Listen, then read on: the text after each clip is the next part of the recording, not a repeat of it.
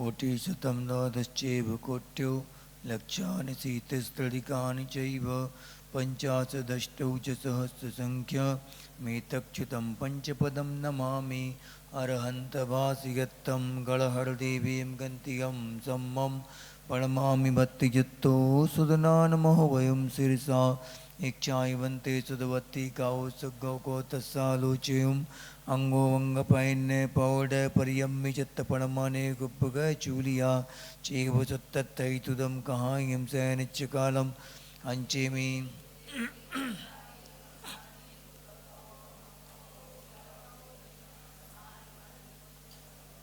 नमोस्तु अपराह्निक स्वाध्याय वेलायां श्रीमदाचार्यवत्तिकायोत्सर्गं करोमि।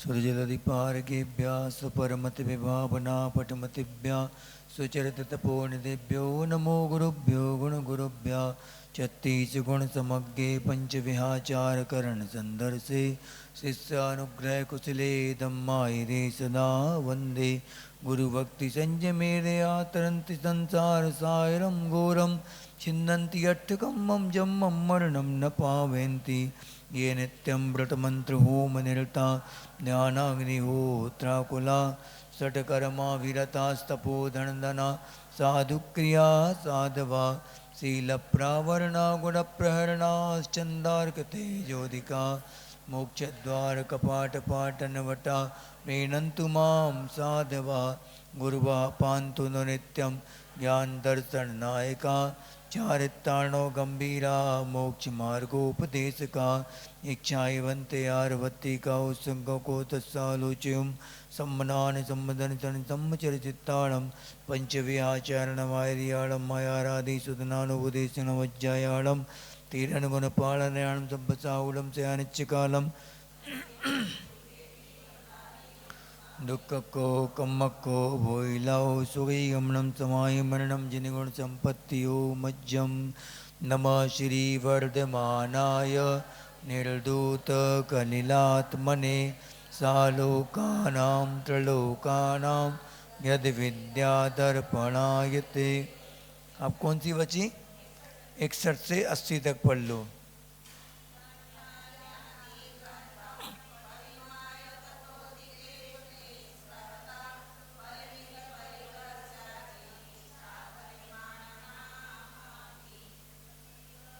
अतिवाहनाति संग्रह विस्मय लोभाति भार वहनानि परिमत परिग्रहस्य च दीक्षा परिमाण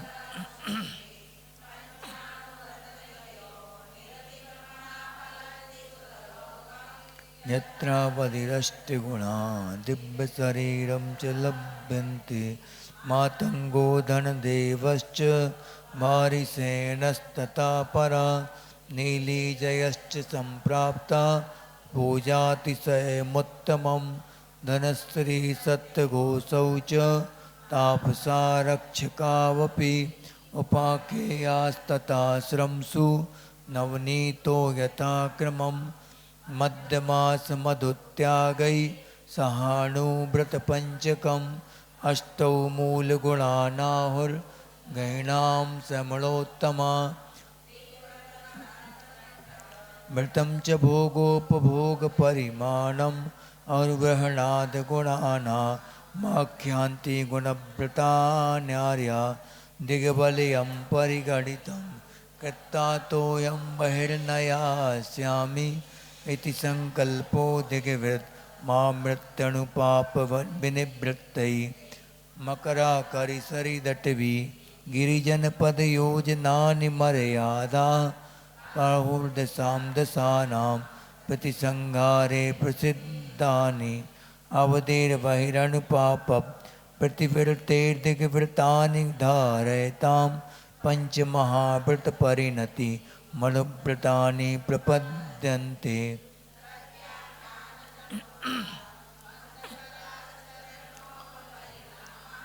सत्त्वेन दुरवतारा महाव्रताय प्रकल्प्यन्ते। पंचानां पापानां हिंसादीनां मनोवचः कायै कृतकारतान्मोदैस्त्यागस्तु महाव्रतं महताम्। ऊर्ध्वाधस्तात्रेयग व्यतिपाता छेदवृद्धिरवधीनां विस्मरणं दिग्वर्ते रत्यासा पंचमन्यन्ते। अभ्यन्तं दिग्वधे रपार्तिकेभ्यः सपापयोगेभ्यः विरमणमनर्थदण्डं वृतं विदुर्वितदराग्रण्या। पापोपदेशहिंसा दानापध्यान दुष्कृते पंच प्राहु प्रमादचर्या मनर्थदण्डान दण्डधरा। त्र्यक्लेशवणिज्या हिंसारंभम प्रलंबनादीनां कृतप्रसवा। ऐसा उल्टा है। प्रसवा कथा प्रसंगा स्मर्तव्या पापोपदेशा। परशुकृपाण कनित्रज ज्वलना युध सिंह शृंखलादीनां बदहेतूनां दानं हिंसादानं ब्रवन्ति बुधा। बदबन्धक्षेदादिर देशाद्रागाच परकलत्रादे आध्यानमपध्यानं सासतिजन शासने विसदा। आरंभ संग साहस चेतय कलुषय ताम श्रुति रवदीनां दुस्सतिर्भवति। क्षितिशल दहन पवना रंबम विपुलं वनस्पतिच्छेदं शरणं सारणमपि च प्रमादचर्या। देवादिदेवे कजराज मूल्य श्री संभवनाथ भगवान की। आचार्य गुरुदेव श्री समंत भद्रदेव की। आचार्य भगवंत श्री विद्यासागर जी महामुनिराज की। आचार्य श्री समय सागर जी महामुनिराज की। मुनिवर श्री 108 अजित सागर जी महाराज की।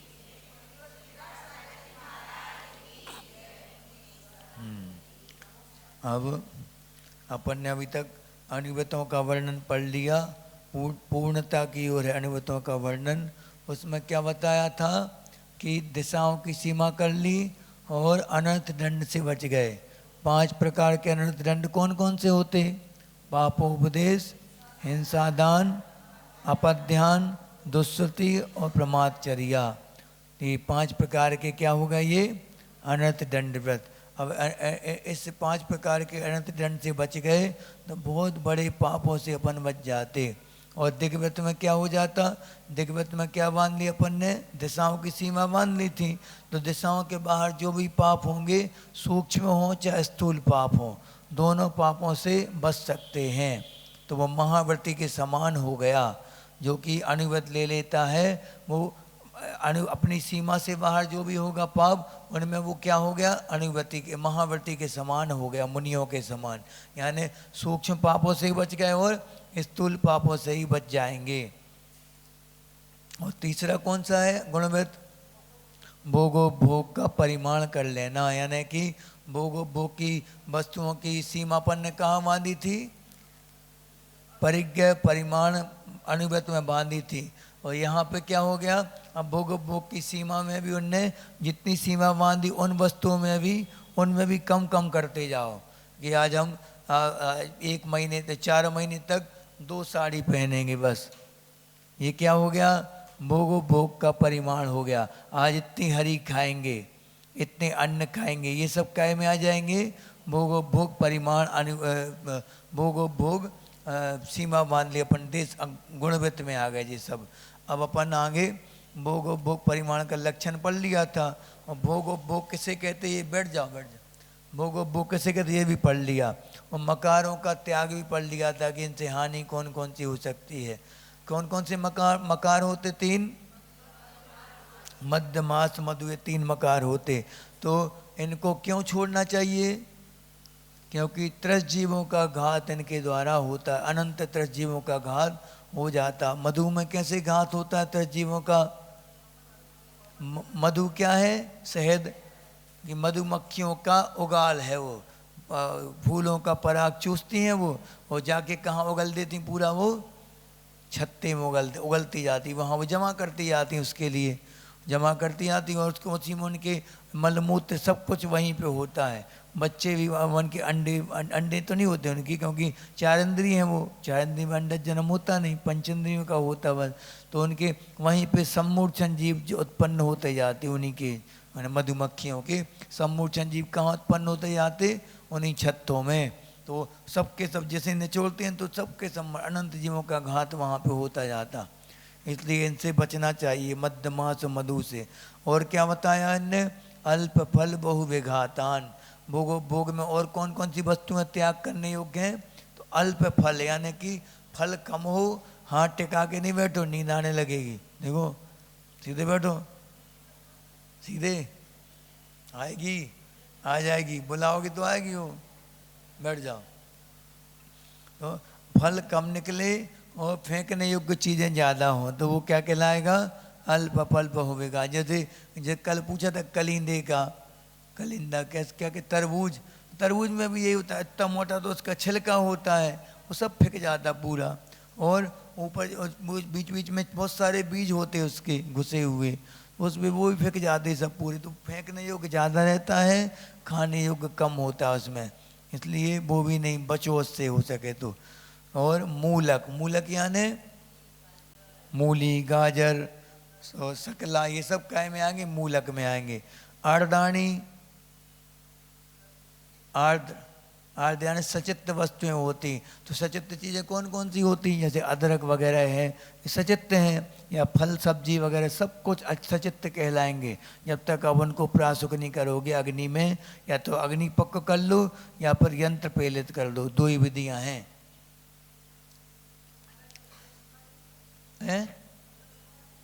हाँ सूख जाता, अपने आप सूख जाता नेचुरल, वो तो वो सौंठ बन जाता, फिर वो सौंठ तो खाते, महाराज जी लोग तक खाते, कास्ट में आती वो है। अदरक ला के सूख जाता, सूख जाता, सूख जाता पीस पीस करके, हाँ सूख बात सूख जाता ना, सूखने के बाद तो फिर उसकी अलग होती। जैसे हल्दी है, हल्दी भी उसी में आएगी, फिर सब कुछ उसी में आएगा। पेड़ में सूख जाता है नेचुरल, वो सूख जाता है वहाँ पे, वो उसको फिर वो अदरक बना, उसको क्या कि चूने वूने में करके वो अदरक बना देते उसका वो, हाँ अदरक नहीं, सौंठ बना देते उसकी, सौंठ लेकिन ले सकते, सूख जाए पूरा बिल्कुल लकड़ी जैसा। ये कास्ट में आती हैं चीज़ें, सुनो सुनो, ये चीज़ें जो है कास्ट में आती हैं, जैसे हल्दी है, अदरक है, ये सब कास्ट में आएंगी, ये उसमें नहीं आएंगी। वनस्पति दो प्रकार की, प्रत्येक वनस्पति दो प्रकार की होती, सप्रतिष्ठित प्रत्येक और अप्रतिष्ठित प्रत्येक। जैसे लौकी है, तो लौकी को अपन अगर जिनका संभंग हो जाए, संभंग यानी बराबर बराबर इस समय जहाँ से तोड़े। भिंडी अपन चेक करते, भिंडी जब मार्केट में जाते हैं तो कैसे चेक करते भिंडी खाने योग्य कि नहीं? उसको जो उसकी नोक होती है उसको तोड़ते जाते, अगर पटाख से टूट गई वो तो वो खाने योग्य है, नहीं झुक गई तो फिर वो सप्रतिष्ठित प्रत्येक की ओर, अप्रतिष्ठित प्रत्येक की ओर जा रही है वो, यानी सूखने की ओर जा रही। ऐसे लौकी में, गिलकी में जाले पड़ जाते, अगर जाले पड़ गए तो फिर वो खाने योग्य नहीं बचती फिर वो, हाँ समझ गए। सप्रतिष्ठित प्रत्येक ही खाने के योग्य होती है, जो कि सचित्र रहती है, उसी को फिर अचित्त किया जाता, प्रासुक किया जाता। अप्रतिष्ठित को प्रासुक नहीं किया जाता, वो तो खाने योग्य है नहीं। अब वो आपके मूंगफली भी पुच्छ पुच्छ हो रही, वो तुरंत टूट जाती, वो तो फिर ठीक है। जैसे उसका ही अब छिलका से लगा हुआ छिलका है, कई बार महाराज जी लोग क्या करते देखो, सुनो सुनो, अगर उसको मूंगफली छिलके लगी मूंगफली को तल दिया, अब वो खाने योग्य हो गई, मैंने अगर उसके नहीं छिलका निकालने वाला भी होते हैं, उबालते हैं, छिलका निकालो फिर उसका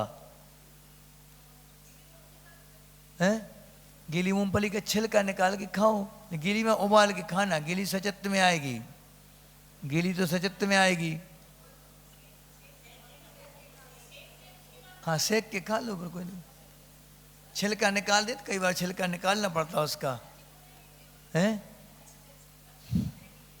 अब तुम लोग अच्छे जानते हो और अच्छे चलो देखो, तो बता दिया कि जिनमें खाने, अब ये आर्डानी माने की सचित्र वस्तुएं, श्रृंग, श्रृंग यानी किसे कहा था, विष, विष को बोलते श्रृंग, ठीक है।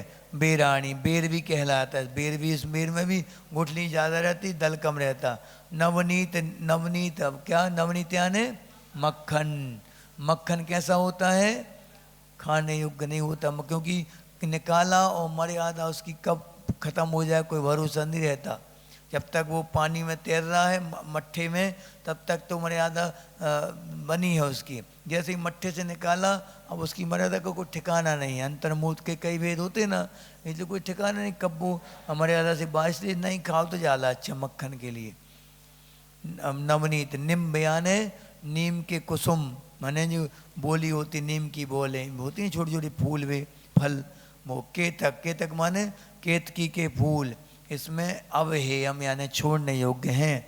अब व्रत का लक्षण क्या बताया था, जो खाने योग्य ना हो या जो प्रकृति के विरुद्ध हो, यदि अनिष्टम, अनिष्टम यानी हमारी प्रकृति के शरीर के विरुद्ध है वो खाने। हमने कल क्या उदाहरण बताया था, कल कब प्रकृति वालों को क्या नहीं खाना चाहिए, ठंडी चीज़ें, आइसक्रीम वगैरह हैं, या फिर बिल्कुल फ्रिज से निकला पानी है, ये कब प्रकृति वाला नहीं पी सकता कभी, तो कब बढ़ेगा, निश्चित है कब बढ़ेगा तो बीमारी आएंगी। और पित्त वाले को क्या नहीं खाना चाहिए, गर्म चीज़ें नहीं खाना चाहिए कभी, और ठंडी के दिनों में बात अलग है, बाकी पित्त वालों को गर्म वस्तुओं से बचना चाहिए जिससे पित्त भड़क जाए। और कब क्या नाम, बात वाले को सूखी सूखी चीज़ों से बचना चाहिए, रूखी सूखी चीज़ों से। हाँ, अब व्रतेद यदि अनुपसेव्य, अनुपसेव्य क्या बताया था हमने कल, प्राशक होने के बाद भी सेवन करने योग्य नहीं है, जैसे कि पसीना है, खून है और मवाद है, ये सब प्राशक हैं, जीव नहीं होने में, अंतर्मुख तक जीव नहीं हो सकते, लेकिन खा सकते क्या, नहीं खा सकते। मलमूत्र है, खा नहीं सकते। गोबर है, कई बार औषधियों में मिला होता है गोबर, हाँ हाँ, अनुपसेव्य में आएगा। मूत्र है। अब जही आत्मा ने छोड़, इनसे भी बचें। अभिसंधि माने कि, अभिसंधि करता माने कि चला के जिन वस्तुओं ले रहे हैं उन वस्तुओं में भी चला के कुछ वस्तुओं का त्याग कर देना। खाने योग्य हैं और प्राशुक भी हैं, तब भी उनमें से वस्तुओं का त्याग कर देना, ये सब काय में आएंगे, व्रत कहलाता है। व्रत यानी क्या कहलाता है कि खाने योग्य वस्तुओं से भी दूर हो जाना कुछ समय के लिए, कुछ समय के हमेशा के लिए। अनुपसेव्य तो कभी भी सेवन करने योग्य नहीं होती। ठीक है, अब आगे बढ़े अपन।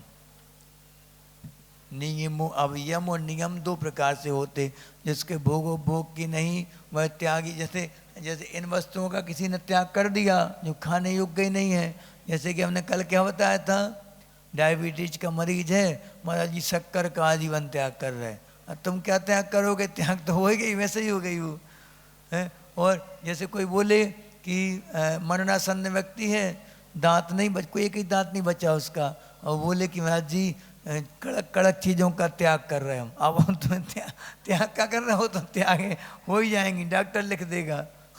तो चीज़ें वो त्याग करना चाहिए जो युवावस्था में और होश आवास में, जो चीज़ अपन लेने योग्य भी हैं तब भी त्याग करेंगे।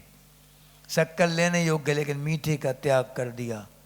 आचासी का देखो आप, दूध का त्याग था, शक्कर का त्याग था, और नमक का त्याग था, ड्राई फ्रूट का त्याग था उनका।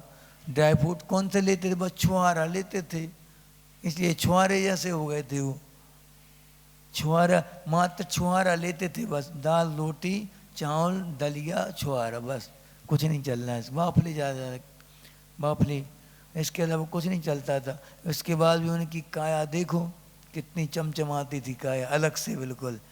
लाखों लोगों में अलग समझ में आ जाते थे आचार्य खड़े हैं, हजारों मुनि भी खड़े हों, उनमें से अलग आचार्य को पहचान ना हो तो उनकी गोल्डन आभा अलग समझ में आती थी कि ये सुनहरा कलर गुरुदेव का है।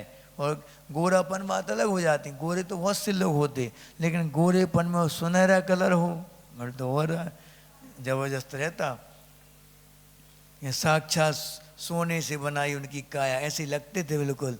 और थोड़ा सा भी उनको ऐसा टच को नाखून मार दे कोई, मान लो चलते चलते लोग खूब पैर छूते थे, कुछ भी बैठे बैठे तो अलग से लाल ही लाल लाल हो जाता था वो उनका शरीर अलग से। कोई मान लो उन्होंने ऐसा कर लिया तो लाल अलग से नाखून समझ में आ जाते थे, किसी ने नाखून मार दिया चाची को, ऐसा ऐसी काया थी उनकी, पुण्य देह थी वो। हाँ देखो अब यहाँ बता रहे कि ये यम और नियम जो भोग की वस्तुएं होती ना, इन सब के यम और नियम दो प्रकार के होते हैं। देखो त्याग दो प्रकार के, नियमो यमश्च विहितौ द्वेधा भोगोपभोग संहारात् नियमः परिमित कालो यावज्जेयं यमो ध्रियते नियमो यमश्च विहितौ द्वेधा भोगोपभोग संहारात्। 87 नंबर की है, 87 हाँ। नियमा परिमित कालो यावज्जीवं यमो ध्रियते। पढ़ो।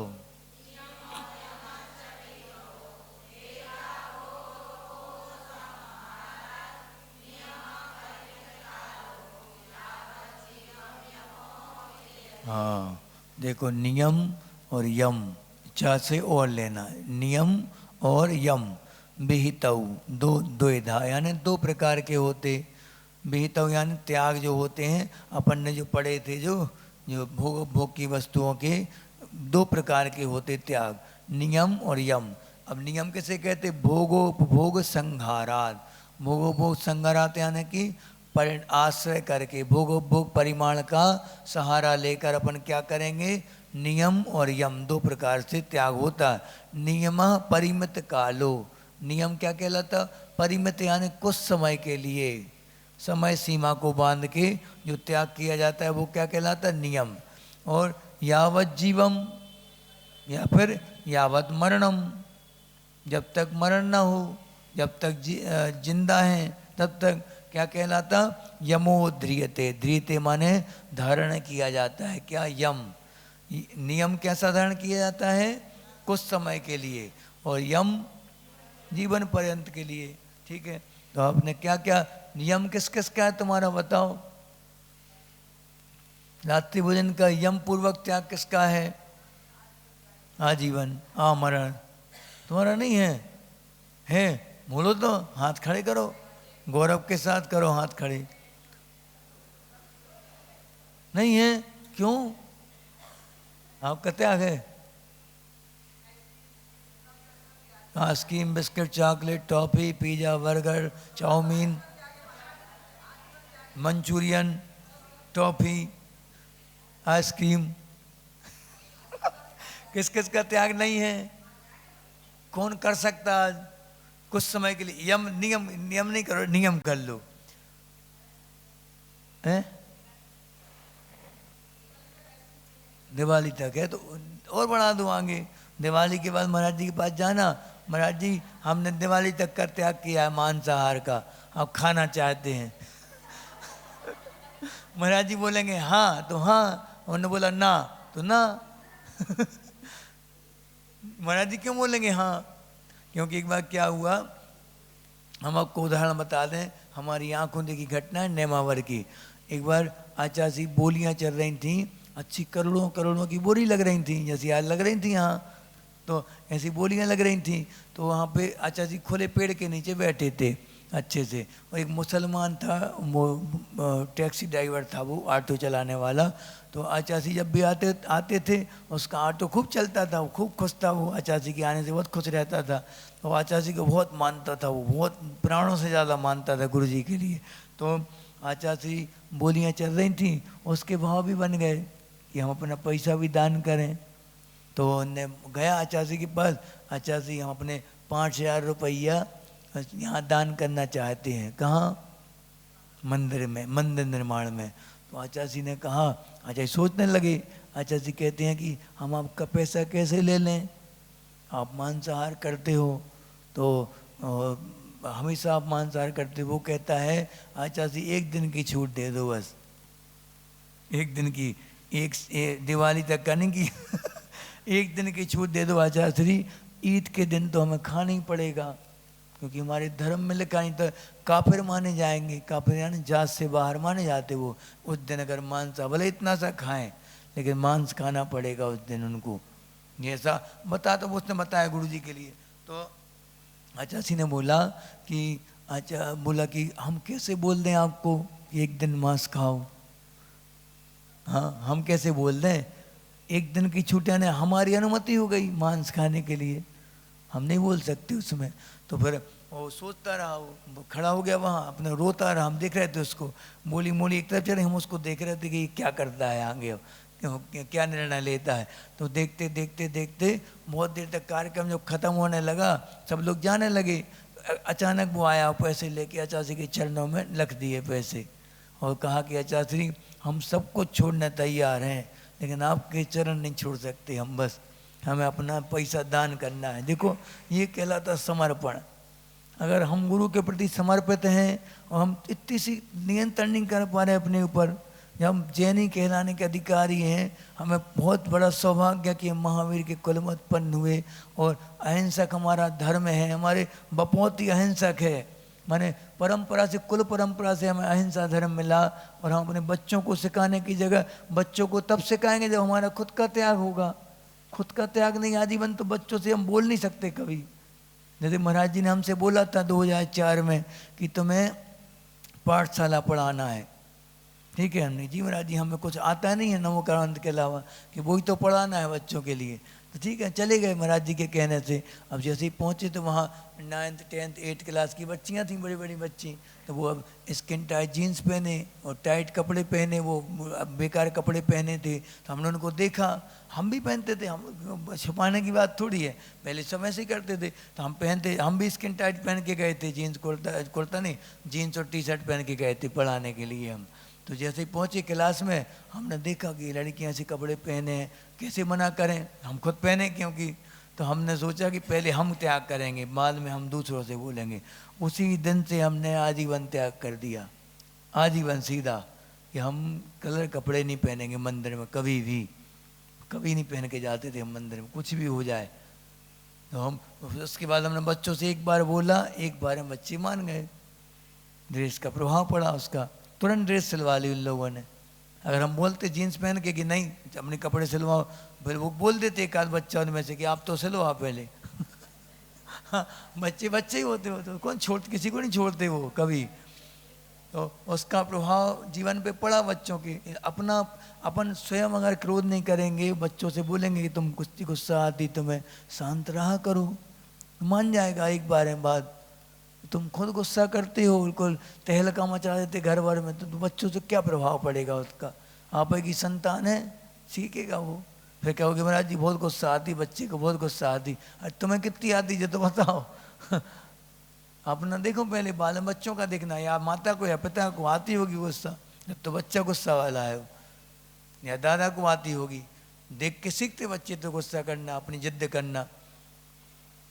इसलिए अपन को पहले स्वयं अपने ऊपर आचरण में आनी चाहिए वो चीज़, उसके बाद हम बच्चों को समझाएं, किसी को भी बोलें उसका प्रभाव बिना बोले पड़ेगा फिर तो प्रभाव। तो यहाँ बता रहे कि नियम और यम। हाँ, अब कौन कौन है जो यम लेना चाहते? देखो फास्ट फूड का त्याग नहीं खाता कोई, लेकिन त्याग नहीं है तो त्याग कर लो आज है। और अनुपसेव्य चीज़ों का त्याग, भले ही प्रासों के हैं तब भी खाने योग्य नहीं है, जैसे मलमूत्र है या पसीना है, खून है, ये सब चीज़ें खाने योग्य ही नहीं, कर सकते त्याग, अनुपसेव्य हो गया त्याग। और क्या रह गया? मकारों का त्याग, मद्य मांस मधु का सबका होगा हमारे ख्याल से होगा। औषधि की छूट रख लें, ज़्यादा हुआ तो औषधि की छूट रखना। हाँ, फिर भी पता करके खा लो, तो उसका ऑप्शन कोई हो तो देख लो, अच्छा है उसका विकल्प कोई हो तो देख लेना, उसके कंटेंट में देख लेना, और डॉक्टर से पूछ लेना कि इसका कोई और सब्स्टिट्यूट है क्या, इसका कोई बता देंगे वो। कायोस्तर कर लो आज, चलो क्लास ही में कायोस्तर कर लो, ऑनलाइन जो देख रहे हैं वो भी कर लें कायोस्तर। अवक्ष चीज़ों का त्याग अनुपसिद्ध चीज़ों का त्याग, और अनिष्ट चीज़ें हमारे शरीर के लिए घातक हैं वो उनका त्याग।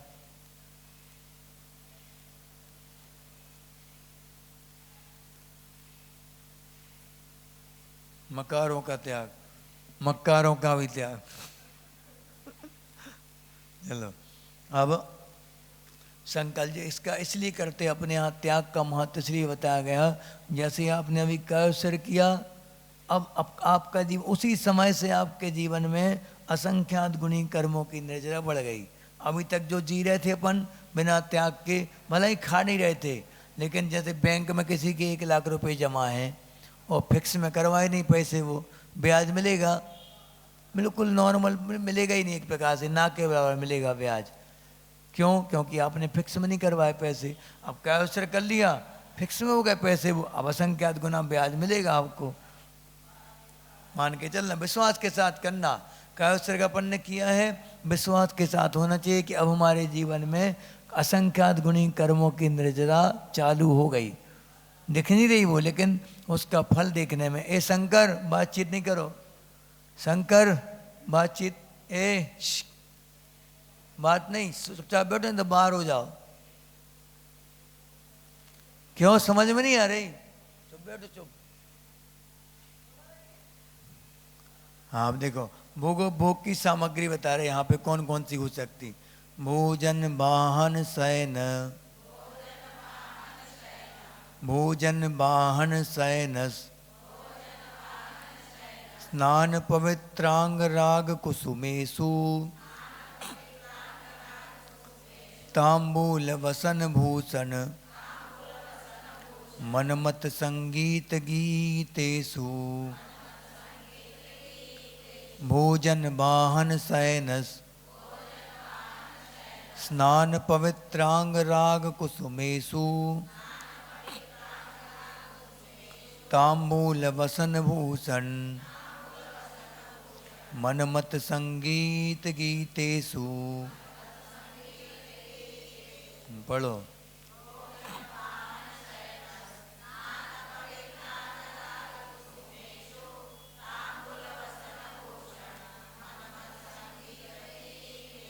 बन जाएगा, सबसे सरल है ये तो। चलो, भोग और उपभोग दोनों आ गए इसमें। भोजन, भोजन काय में आएगा, भोग में आएगा। एक बार भोगने में जो आता भोग, हम वो बात अलग है कि तुमने मान लो 1 कट्टू खाया, कुछ भी चीज़ फ्रिज में रख दी, तो भोग तो हो गया उसका पूरा। झूठा खा रहा है फिर आप, झूठा कभी नहीं खाना। पूरा जितना बन सके उतना थाली में लो, बाकी अलग कर दो। वाहन, वाहन काय में आएगा, उपभोग में आएगा वाहन, ठीक है। शयन, शयन माने बिस्तर वगैरह, वो काय में आएंगे, उपभोग में। पवित्र, पवित्र अंगराग माने सेंट, सेंट बोल सकते हैं इसको, या श्रृंगार कोई भी है, सुगंधित बॉडी लोशन है, ये सब काय में आएंगे, पवित्रांग में। ये सब भोग में आएंगे, ठीक है। कुसुमेषु, कुसुम यानी फूल, फूल क्या, एक बार सूंघा, अब वो क्या हो गया, डिस्पोज, खत्म हो गया उसका काम। अब दूसरा फूल चाहिए। अब जैसे फूलों की सैया, वो सोते ना कोई कोई लोग, बिल्कुल कोमल कोमल डल्लब के गद्दे चाहिए, नींद ही नहीं आती महाराज जी। चटाई पे तो नींद ही नहीं आती। चटाई भी हो तो कौन सी, मोटी वाली, अच्छी ढस ढस करने वाली हो, हाँ, अंदर घुसने वाली, गद्दादार। तो इसमें क्या एक कहानी आती है, सुंदर कहानी। कौन सी, राजा साहब थे, तो राजा साहब के लिए फूलों की सेज सजाता था माली, रोज ताजे ताजे फूल तोड़ तोड़ के, और राजा को गद्दी पे बढ़िया उनकी कलियों से शानदार महकता हुआ वो गुलाब के फूलों से महकती सेज रहती थी राजा साहब की। उस पे आके राजा साहब सोते थे डेली। एक बार क्या हुआ कि माली ने सोचा, माली सोचता है कि राजा साहब इतनी बढ़िया सेज पे सोते हैं रोज, एक बार हम सो के देखें, अभी तो टाइम है राजा को आने में, बहुत टाइम है अभी तो। माली ने क्या किया, प्रैक्टिकल कर लिया, प्रैक्टिकल सोने के लिए। और जैसे अब कभी देखा नहीं उसने ऐसी खाट पे सोने वाला, वो गड़ने वाली खाट, उस पे जैसे फूलों की सेज पे सोया, थका हारा था, नींद लग गई। अच्छी घर्राटेदार नींद आ गई। उसी समय कौन आ गए? राजा साहब आ गए। राजा ने क्या सोचा, डेली ये हमारे साथ ऐसा करता है, पहले खुद सोता है वाले हमें सुलाता है, आज छोड़ूंगा नहीं इसको। उसने उठाई हंटर, चाबुक अच्छी चमड़े की, एक सटाक से मारी, पहले नींद खुल गई। अब नींद खुली, चिल्लाने लगा, 2-3 मारी, चिल्ला रहा था खूब जोर जोर से, और चिल्लाते चिल्लाते अब एकदम हंसने लगा, खूब जोर जोर से हंसने लगा वो। तो राजा सोचता है पागल हो गया लगता है। पूछा हंसता क्यों है? तो बता कारण क्या है? हंटर मार रहे तुम हंस रहे हो, पागल हो गया क्या? कि पागल नहीं हो गए, हमारी अकल सही समय पे ठिकाने पे आ गई। कुछ ने कहा क्यों? कि हम एक ही बार सोए, ये परिणाम निकला, तुम तो कितने साल से सो रहे हो, तेरा क्या होगा कालिया?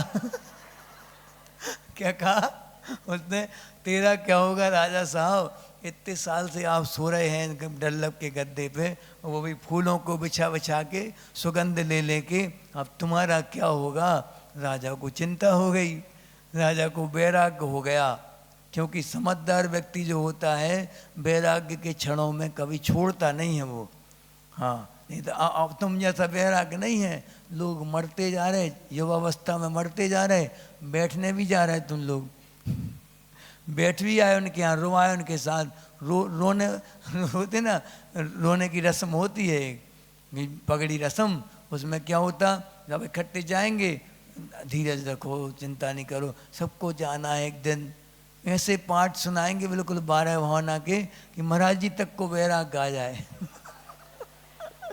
लेकिन तुम लोगों को वैराग्य नहीं आता, सुनाने वालों को समझ में नहीं आती ये बात। कितनी सारी पार्टी अटेंड, पार्टी माने 13वीं वाली पार्टी, कितनी सारी अटेंड कर चुके, कितने सारे लोगों को तुमने समझा दिया, समझा वो जाके उनको संसार के काम में फिर से लगा दिया, और तुम भी लग गई आके वहीं। इतने अपन डरते हैं वैराग्य से कि जैसे अपने पति देव आते ना वहाँ से शमशान घाट से किसी को आग दे के, जैसे ही आए वहीं रहो, बाहर खड़े हो जाओ, वहाँ घर के बाहर एकदम देरी के बाहर, वो पानी दे दो उनको, वहीं पे ठंडा हो जाएगा वैराग्य। नहा लेंगे, वैराग्य ठंडा, बस अब लग जाओ काम पे, आ जाओ, अब वैराग्य के भाव ठंडे हो गए, आज अब आ जाओ अंदर। ऐसा संसार की परंपरा है ये तुम लोगों की। धोखे से वैराग्य ना हो जाए, पति देव को हमारे तो पहले ही नहा दिया, पानी वहीं रख दिया बाहर, कपड़े वहीं रखो, गीले करो कपड़े में भी धोखे से वो वैराग्य अंदर ना आ जाए। इसलिए ऐसा अपना वैराग्य से इतनी नफरत है, जबकि होना क्या चाहिए, जिन क्षणों में हम तो मुश्किल से 2 या 3 बार, किसी की 3-4 बार गए हम उसमें, मैंने अंतिम संस्कार में, हमें तो बहुत ज़बरदस्त लगता था उस दिन। क्या है क्या ही बताओ, जीते जी तो केयर नहीं, मैंने जीते जी जिनको इतने प्यार से, नाजो प्यार से रखते थे, मरने के बाद तुरंत बिल्कुल पूरा परिवार कहता जल्दी ले जाओ, उठाओ, बदबू आ रही, पूरा परिवार रख लो। हम खूब प्यार करते थे बॉडी से उसकी, लिपट के खूब प्यार करते थे बच्चों को, सबको, मम्मी को। अब करो, लो प्यार करो, अब नहीं हो सकता प्यार, अब तो जल्दी ले जाओ भैया, जल्दी ले जाओ, जीव आ जाएंगे, बदबू आ जाएगी उसमें, तुरंत ले जाओ वहाँ से। और महिलाओं को अधिकार नहीं वहाँ जाने का, आजकल तो जाने लगी, सुना है। यहाँ नहीं जाती, कहीं नहीं जाती, कहीं के जो मॉडर्न वाले होते वो चले जाने लगे आजकल, क्योंकि वो सहन नहीं कर पाती ना इन दुख के क्षणों को, वो वैराग्य होने का डर रहता है उनका, जल्दी भावुक हो जाती वो, इसलिए उनको दूर रखते हैं उन कामों से। भोजन, वाहन, सहन यानी हाँ अच्छे सहन करना, ये सब बचना, इन सब से गद्दा पल्ली का त्याग कर दिया करो। कम से कम अष्टमी चतुर्दशी के दिन तो गद्दों का त्याग करना चाहिए अपन को। करोगे? करना, अभ्यास करना है, अष्टमी चतुर्दशी के दिन करना, ज़्यादा नहीं परेशान करेंगे तुम्हें। अष्टमी चतुर्दशी के दिन जिससे नींद ना आए, क्यों किया जाता है त्याग? महाराज जी लोगों को क्यों बोला जाता कि एक करवट पे सोइए? क्यों? क्योंकि आप होश हवास में रहें। करवट बदलना है तो रात में मान लो नींद खुली, करवट बदलना है तो ऐसे नहीं कि तुम्हारे जैसे पलट गए फटाक से, जल्दी पहले उठेंगे, पिच्ची उठाएंगे, पिच्छी उठा के पूरे शरीर का परिमार्जन करेंगे, उस पार्ट जहाँ पे करवट बदलना उस पार्टी का परिमार्जन करेंगे, उसके बाद करवट बदलेंगे, बदलनी हुई तो। नहीं तो सबसे अच्छा एक करवट से सोइए, जिससे कम नींद आए, गहरी नींद ना आए, सपने ना आए। गहरी नींद आएगी तो सपने भी आएंगे फिर। इसलिए उनसे बचने के लिए कठोर आसन पर शयन करना अनिवार्य है। व्रती व्यक्ति डल्लभ के गद्दों पर नहीं सोएगा, व्रती व्यक्ति तो आसन कठोर रखेगा अपना, जिससे नींद कम आए। कठिन है काम भैया बहुत। उन्होंने कहा आसान है, महाराज जी तो बहुत कठिन है, तो ये आसानी से थोड़ी मिलेगी मुक्ति। अभ्यास करो, हित्ता संसार से पार होना हंसी खेल थोड़ी है। अणुव्रती की बता रहे हैं यहाँ पे, मुनि महाव्रती की तो छोड़ दो तुम, अभी चर्चा, अभी अणुव्रती की चर्चा हो रही है यहाँ पे। अणुव्रत वैद्य के देश में जो आ रहे हैं उनकी चर्चा है ये। इतना इसमें जब अपन पढ़ेंगे आगे, श्रावक तक इतना महान हो जाता है, फिर जिनके श्रावकों के जो आराधक हैं, जो मुनिराज हैं, जिन पूजनी हैं, जो वो तो उनका कहने क्या है, वो तो महान होते ही हैं। हम देखो अब मन के विकल्प शांत हो गए अपने सब, तो भोजन वाहन शयन स्नान। स्नान काय में आएगा, भोग में कि उपभोग में? भोग में आएगा। एक बार पानी डाला बह गया, दोबारा फिर से नहाओगे उस पानी से क्या? नहीं, हमने नहा लिया। कई जगह होता है राजस्थान में, रेगिस्तानी एरियो में, कि यहाँ पे पानी की बहुत कमी है, यहाँ खाट पे बैठ के नहाते वो लोग, और नीचे कोपर रख देते बड़ा वाला। अब फिर दोबारा अगले दिन या फिर बच्चे अच्छे नहा लेंगे उससे, यहाँ करते हैं कई लोग ऐसा पानी की। तो वो कभी भी दोबारा यूज नहीं होता पानी। अपना शरीर इतना अच्छा है कि एक बार जो इसमें चीज़ लगी, अब पाउडर लगा लो, मान लो ज़्यादा लग गया, छुटा के दूसरे को लगा दो। क्रीम लग गई ज़्यादा, मान लो, छुटा के दूसरे को लगा दो, क्रीम लगा दोगे, लगा लेगा वो सामने वाला। एक मारेगा वो सब छुट जाएगी पूरी क्रीम व्रीम है। हाँ, देह परस्ते होए अपावन, निस्दिन मलझारी, इसका स्वभाव है। पवित्र अंग माने कि पवित्र अंगराग, माने ये आभूषण वगैरह, या फिर ये सब काय में आएंगे, भोग में आएंगे। कुसुमेशु माने फूल आदि जो है वो भी भोग में आएंगे। तांबूल, अब देखो यहाँ पे तांबूल यानी पान। पान का निषेध नहीं किया गया कहीं भी आगम में। कौन पान कब नहीं खाना? सचित्त का त्यागी जो होगा वो पान का त्याग कर देगा। सचित्त त्याग प्रतिमा कौन सी है? 5वीं प्रतिमा है। हाँ, तम्बाकू वाला पान मत खाना। रानी महारानी पहले लिपस्टिक नहीं लगाती थी, 16 श्रृंगार में लिपस्टिक नहीं है, लाली है। लाली यानी ओंठ लाल होना चाहिए। वो ओंठ लाल कैसे होते थे? पहले पान से होते थे, पान खाते थे। हैं? उपवास के दिन नहीं खाएगा पान। उपवास के दिन आगे आएगा कि उपवास के दिन कौन कौन सी चीज त्याग करने योग्य है। उन्होंने कहा, किसने कहा? एक हरी है। लेकिन पान जो पत्ता रूप में आती, हमने बताया था ना, पालक की भाजी, इनमें क्या दोष है? क्योंकि अनंत जीवों का घात होता है वहाँ पे। अनंत जीवों का घात तो लौकी के ऊपर का छिलका है, वो भी प्रत्येक सप्रतिष्ठित प्रत्येक है, सप्रतिष्ठित प्रत्येक है, तो उनमें निगो जीव है, उसमें अनंत जीव है, वहाँ भी खाने योग्य नहीं है। छिलके सहित लौकी कभी नहीं खाते अपन लोग, छिलका निकाल के ही लौकी खाते हैं, बीज नहीं खाते, क्योंकि बीज में भी पुनः उत्पन्न होने की क्षमता है। उसकी क्षमता आपने समाप्त कर दी तो आपको अंतराय लगेगा। मुनियों को बीज अगर कतर जाए, वो अंदर कट हो जाए, तो वो अंतराय है, और नहीं तो दबा के आप आहार कर सकते।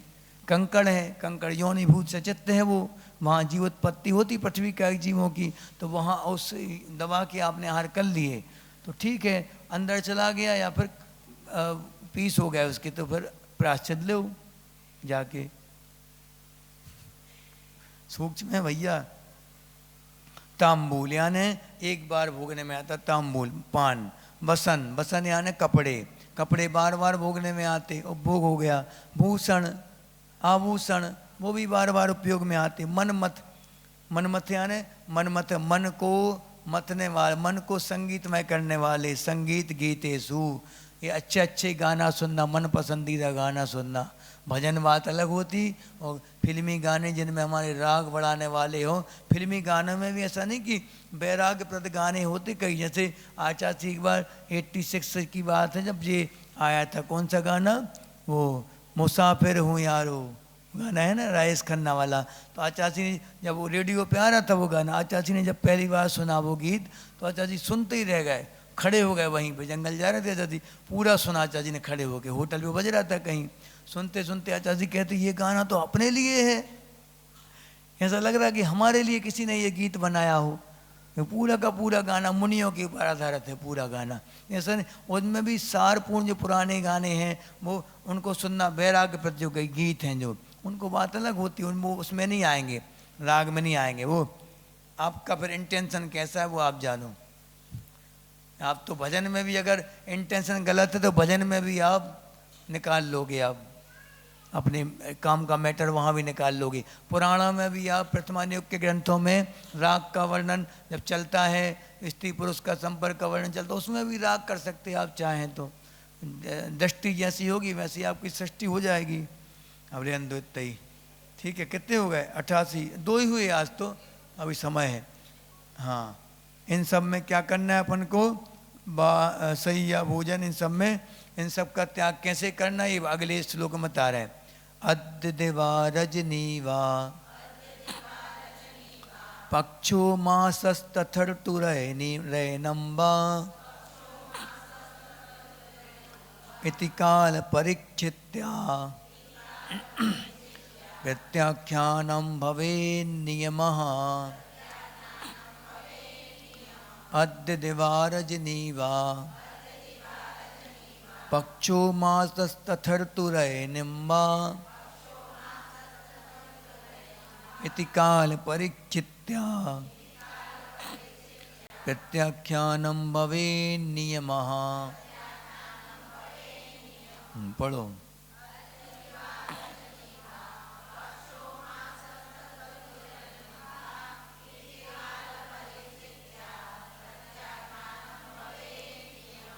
नियम के बारे में बता रहे, नियम कितने प्रकार से हो सकता है, क्योंकि यम तो होता है आजीवन, उसमें कोई प्रकार नहीं चलता। यम यानी अंतिम समय तक, वो यम कहला, अंतिम श्वास तक। अब नियम के बारे में बता रहे आपको कैसे कैसे त्याग हो सकते। इति माने इस, अद्य माने आज का, दिवा, दिवा यानी आज दिन का, या रजनी यानी रात का, ठीक है। पक्षो, पक्ष यानी 15 दिन का एक पखवाड़ा या पक्ष होता है। मास 1 महीना, तथा ऋतु, ऋतु किसी कितनी होती, 2 माह की एक ऋतु होती है। कितनी ऋतुएं होती, कुल 6 ऋतुएं होती हैं। बसंत ऋतु, शरद ऋतु, सब ऋतुएं कहलाती, ठीक है। तो ये वर्षा ऋतु चल रही है अभी, अब लग गई कौन सी, शरद ऋतु आ गई अब। ये क्योंकि कुंवर और अश्विन, ये कुंवर और एक और कार्तिक, ये दोनों शरद ऋतु में आएंगी। फिर इसके बाद लग जाएगी शीत ऋतु, ऐसे अलग अलग चलेंगे क्रम। अयनम, अयन किसे कहते, 6 माह का एक अयन होता है। जैसे उत्तरायण और दक्षिणायन, सूर्य जब जाता है, अभी मध्य में चल रहा है सूर्य, अब इसके बाद उत्तरायण में सूर्य, दक्षिणायन में सूर्य आ जाएगा, तो दक्षिण साइड जाता जाएगा सूर्य। ऐसा सूर्योदय यहाँ हो रहा था अभी, अब यहाँ ऐसा हो जाएगा, अब थोड़ा साइड हो जाएगा सूर्य, बढ़ता बढ़ता जाएगा थोड़ा सा, फिर बाद में फिर ऐसा ऐसा जाएगा, फिर मध्य में आएगा, फिर बढ़ता बढ़ता जाएगा। अयन एक 6 महीने का एक अयन होता है, उत्तरायण और दक्षिणायन 2 प्रकार का अयन होता। इति काल परीक्षित्या, इस प्रकार काल को परीक्षित्या यानी कि क्या बताया, परीक्षित का मतलब नियम से, परीक्षित यानी काल के नियम से, प्रत्याख्यान यानी त्याग करना, भवे यानी करना चाहिए, नियम, ये नियम कहलाता है। कुछ काल की मर्यादा को बांध के त्याग करना, ये क्या कहलाएगा, नियम कहलाएगा, ठीक है। हाँ, आगे बढ़े अपन। भोग परिमाण व्रत के अतिचार बता रहे हो, आज समाप्त हो जाएगा, कल पेपर होगा, कल नहीं, कब करना पेपर, रविवार के दिन।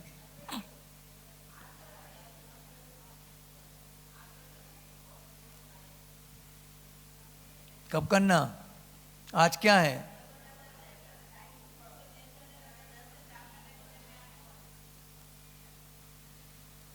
नहीं, सबकी परीक्षा एक साथ हो जाएगी।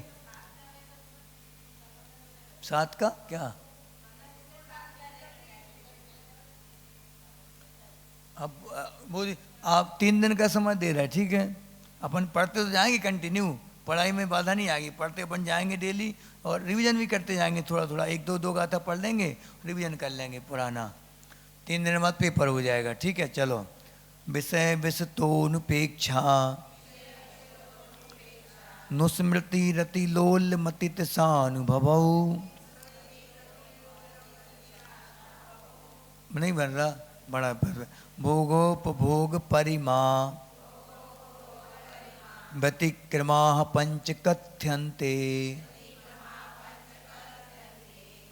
विषय विषतोनुपेक्षा नुस्मृति, लगाओ निशान लगा लो, नुस्मृति रतिलोल मतित सानुभवौ। नुस्मृति रतिलोल मतित सानुभवौ। फिर से पढ़ाएं, देखो, विषय विषतोनुपेक्षा नुस्मृति रतिलोल मतित सानुभवौ भोगोपभोग परिमा व्यतिक्रमा पंच कथ्यन्ते। पढ़ो।